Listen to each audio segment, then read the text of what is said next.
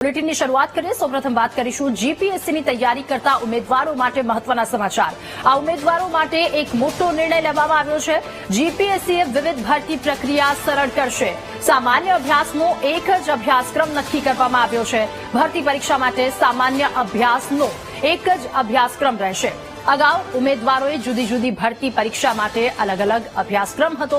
અગાઉના અભ્યાસક્રમમાં સામાન્ય ફેરફાર કરી માહિતી ઓનલાઈન મૂકવામાં આવી છે। તબક્કાવાર વિવિધ ટેકનિકલ કેડર માટે અભ્યાસક્રમ એક કરવા માટે ફેરફાર કરવામાં આવશે અને ઓછી ભૂલ થાય તે માટે પ્રયત્ન કરી રહ્યા છે હસમુખ પટેલે કહ્યું અને એ પણ કહ્યું વધારે ઓબ્જેક્શન આવવાના કારણે ફી લેવાનો નિર્ણય કરવામાં આવ્યો છે।